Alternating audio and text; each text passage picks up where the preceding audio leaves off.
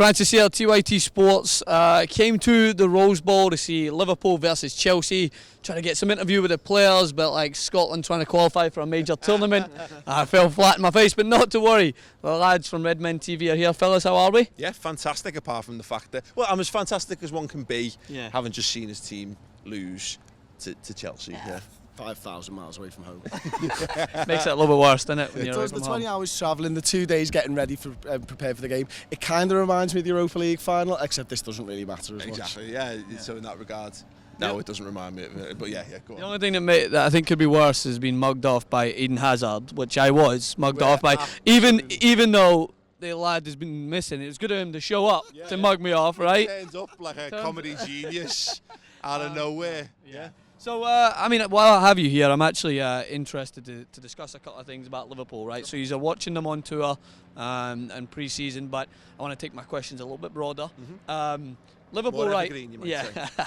Exactly. So, I mean, my audience knows I'm pretty critical at times of Liverpool, right? So I wanted to get the perspective from the fans themselves. So far, Jurgen Klopp has signed Wijnaldum and Sadio Mane. We saw Mane today. It looked pretty good, I'd say, on the ball.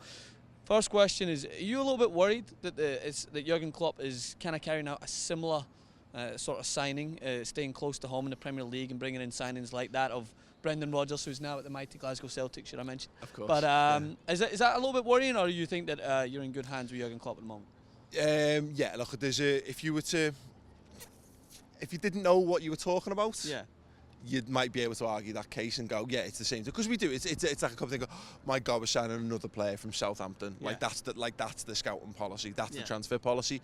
But the difference ultimately is, the ownership have got a model of what they want to do in terms of the money they want to spend and how the whole thing wants to be structured.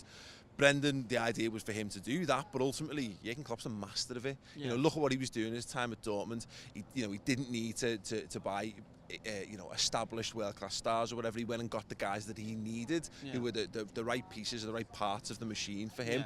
And in that regard, look, we stand here, whatever, and we look at Liverpool and we go, wouldn't it be lovely if we'd gone out and bought X, throw a name out, throw a household name out, throw a name that's going to improve Liverpool on FIFA next season. I know, exactly. And you'd be buzzing for that, but ultimately, it kind of doesn't. I don't want to speak for Chris, but for me, it doesn't matter. The proof's going to be, proof in the pudding's going to be in the eating, and I think when the season starts and these guys who we've got start banging in goals, start banging in assists, and start actually looking like a cohesive team. I genuinely won't care what the transfer policy's been. Yeah, I think for me, I like the way that we've approached this transfer, and I thought we had some clear things that we needed to do. I think we needed to put goals into the midfield. That's one area we massively struggled. We had obviously a couple of strikers injured last season, and we relied on midfielders to score goals. And we were looking at Wijnaldum, who scored 11 goals from midfield last season for Newcastle in a team that was relegated. So that midfielder is banging in goals. We've got Sadio Mane. I think he scored 14 last season for Southampton or something like that from midfield. And not only have we added goals, we've added in two areas that we massively needed. We needed to increase the pace on the pitch massively, and we've done that with both of those signings. I personally think we needed to play a bit more vertical football, a little bit more direct, and those two players give us the ability to do that. They also give us the ability to play us on the counter-attack, and we know that Wijnaldum can do that because he did that twice against us last season, was fantastic at it. So if we can do a little bit of what they did to us, then I think we'll be fine this season. And look, don't forget, we've got no European football. We've got Jurgen Klopp, as Paul says, who's the master of bringing and developing world-class players rather than signing them. As a Liverpool fan, I'm happy. So I completely agree with that. I mean, The thing is I'm pretty critical. It's only because I have this theory. I have this theory, right, that there's a Premier League bubble, right, and I've vocalised that on every platform. I was on Sports Illustrated the other day after people were talking about how Pogba worth 100 million, or whether that is actually worth or not. And I have the argument that it is, just because, like back in World War II, people were paying £18 for a loaf of bread, doesn't mean that loaf of bread was that fantastic. It's just, things are inflated, right, and I understand that. But in the Premier League, I think it's a little bit worse. Like, a player can have a great season and all of a sudden their transfer value jumps 20, 30 million because it's the Premier League. Whereas when realistically it's the most entertaining league in the world, but it doesn't pose the best quality, I don't think, throughout in comparison. So when someone has a good season in the Premier League, that transfer value in other leagues I think would be not as subsequent as you see. Like Sissoko has a good Euros. Suddenly his value's at 25 million. The guy was non-existent last year. But to get away from that rant, my argument with Liverpool is like when I thought about Jurgen Klopp, I would have liked to have seen him do very similar what he did with Dortmund. But why not use that influence that he has seen in Germany? Because he was a master at working in a team in Germany. But I'm thinking he has done locally in the Premier League. And I think when you look at Wijnaldum, I think Wijnaldum was a good player at times last season. Let's not forget 4 of those goals came against Norwich, right? And I think that when it's going to show whether or not the proof is in the pudding, where he can support a better team well-rounded. Because Newcastle were shambolic. Let's put that out there. They were shambolic, and I think the proof will be there in the pudding. But with those signings that he's made already, what's the expectation for Liverpool? Are we going to crack top 4? Are we going to try and get into European football? What is the realistic expectation, do you think, now with Jurgen Klopp, with a pre-season and what we're going to see? Well, European football is absolutely a realistic, expectation for Liverpool, without a shadow of a doubt. But I just want to call you on something there, if you don't mind. Mate. I think everyone's looking at Mane and everyone's looking at Wijnaldum, because look, they're the guys we've spent the big money on. But don't forget, he's gone back to the Bundesliga. He's picked up Karius for around 5 million. He was the second best goalkeeper in the Bundesliga last season. He's gone and got Joel Matip from there as well on a free. That's his inside knowledge on that. He's then gone back and picked up Klavan, and we don't know what he's going to be, whether he's just a stopgap guy. But there's a guy who, again, you're picking for sub £5 million, who's got over 100 international caps. He's captained his country. This is him. He's still doing what he does. He's still going and finding. Grujic as well. He's captaining Red Star to a league title.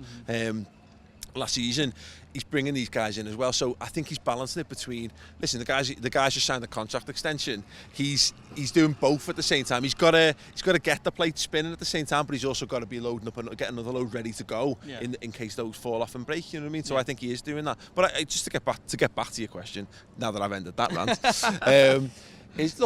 European football is a very, very reasonable expectation for Liverpool, and it should be, because there's enough there to say that without the added pressures and of midweek football, particularly like we had last season, look what Jurgen Klopp was able to do when he was able to put his best players out on the pitch after having time to work with them on the training ground. This is a team that was struggling under Brendan Rodgers, a team that wasn't fancied, and a team of players that everyone's saying aren't good enough. And then all of a sudden, Dejan Lovren, who was a laughing stock at Liverpool, all of a sudden grew into be our best centre half. Adam Lallana, similarly, the likes of James Milner, etc., etc. So no, look, the sky's the limit for Liverpool under Jurgen Klopp. Nice.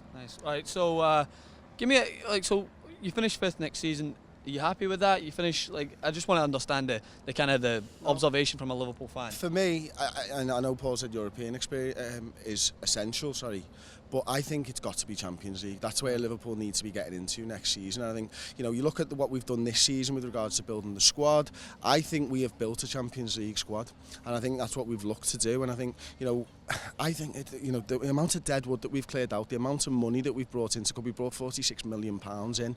I think we've only spent 66 so far. There's a potential that we could get 30 million from Benteke this window as well. We've just had a £13 million payment from Barcelona for Suarez, which was the last one of them. There's still a lot of money at Liverpool. I think there could be 2 signings still in us before the window shuts, and with those 2 signings, I think what you've got to remember is you've got to look at transfer windows as a whole. It's no good with 6 weeks still to go judging a transfer window.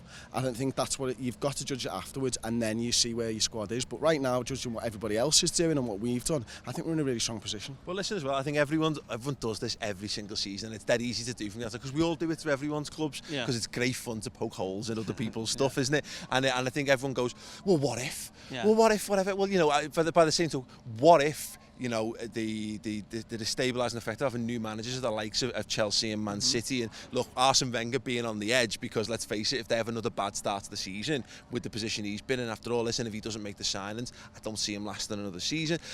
Jurgen Klopp, what if Liverpool actually, what if it all clicked? What if Liverpool right up there doing similar to what Leicester did last season? The thing is, no one's safe. Yeah, exactly. Well, no one's safe with me either, because I'm pretty pessimistic. It's in the Scottish blood, but I just kind of pick the holes in a lot of teams, because I think that a lot of teams in the Premier League get far too much leeway at times, when Leicester City have just won the Premier League and we're looking at it as, this is glorious, this is fantastic. No, it emphasises a lack of quality in other teams, and the fact that a well-binded together unit that has a good structure can go on and win the Premier League, minus the fact that people will go and spend millions. Manchester United are the team that I used to look at. I know this is going to hurt you guys. Just only because I was a huge fan of Roy Keane, right? Growing up, Celtic fan as well. That was where my English allegiance came to. And I look at Manchester United in lads, I ripped them, you guys can ask, I ripped them apart last season simply because they tried to buy big name, pretty players to paint over a very gaping wound that Alex Ferguson knew fine well was there.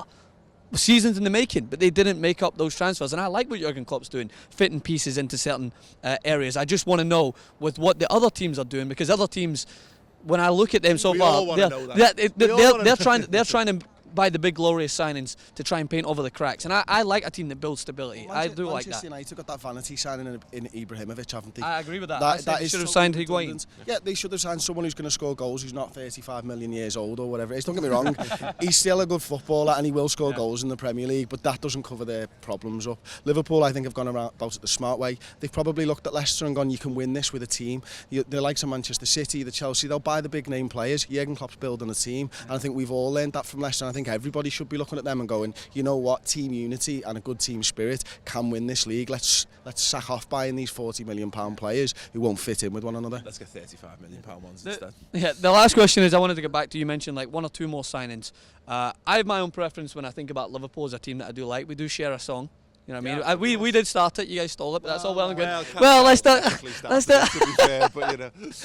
get into that one. But either way, there is that sort of soft spot there. I think Liverpool still need a dominant centre back. I've said that for the past since Sami Hyypiä days. And I think that I would like to see them go in and get a centre back, not a multi-million-pound centre back, but we've proven last season that Huth and Morgan can lead a Premier League through great unity and a great bit of teamwork. And I was the first person to rip apart Dejan Lovren as well, because came in with a big price tag and I didn't think fit in as well. He got a little bit deer caught in headlights with that big team that he played under, and I think that he had a phenomenal second part to his season once you have the guidance of Jurgen Klopp. Who would you like to see maybe come in and partner him, or do you agree that you need another centre back? I think it depends on Matip. As far as I'm concerned, I think we've got a part, and it also depends on what's going on with Mamadou Sakho. Yeah. But potentially there you've got 3, the top quality, again, international centre halves. Matip is huge, and this is what we're talking about, having this dominant, which we haven't had since Sammy, which he gets laughed at, but like it's it's what Huth does, it's what sort of Mertesacker did to Arsenal to some extent. You've got a guy who can potentially be a bit of a destroyer, but actually Matip's got some class to him as well. He's comfortable in possession. Lovren's there, Sakho's terrific. Again, Clavan's got a bunch of experience. You've got youngster Joe Gomez there, who he struggled. He's had a cruciate knee injury, but massive potential for that young lad as well. So I don't think Liverpool. It's like anything. I think it exists in potential. That's the problem with Liverpool. Is it's very hard to look and go, that guy's going to be exceptional this season. But ultimately, because we're Scousers, we exist in a glass half full universe. Yeah. So yeah, I think that Liverpool need a striker. I've said this all summer long now. I think you need goals to win the Premier League, 20 to 30 from your main forward. I think Daniel Sturridge, his fitness hasn't been great for Liverpool. He's had his injury problems. I think we've seen an improvement towards the end of last season, but it's not good enough. We need to know that he can get through an entire season. Divock Origi, in maybe 2-3 years' time, could be one of the best strikers in the Premier League. But right now, we need goals, and as such, I don't know who that player is. I don't know a lot about a lot of European leagues. There might be someone out there, but for me, that's the most important thing. I think you've got to get goals, and you've got to start scaring other teams, because too often last season, when teams sat back, we just couldn't break them down. Now, I've said already that, we've brought some more directness and some more pace into this, but we need someone on the end of that as well that we can rely on. All right, well, lads, it's been a pleasure. I appreciate fending off some of the questions. I like the good disagreement back and forth, but we'll see what happens at the end of the season. I mean, the way this Premier League's gone, the best thing about it is I still don't agree it's the best quality league, but the entertainment value and that competition, especially this year, with all the new managers and all the new breed coming in, it's going to be hard to predict. Wait So till you see us this year, mate. It's going to be amazing. I like the glasses. I like the glasses half full, and I'm hoping that optimism just overflows onto Brendan Rodgers and we get a first season, or a Luis Suarez-esque season from Brendan Rodgers as well, to help Celtic back to the glory days. But make sure to check out their channel, Redmen TV, that's right. Absolutely. Make sure to check that out, and we'll be back with some more coverage as always, TYT Sport.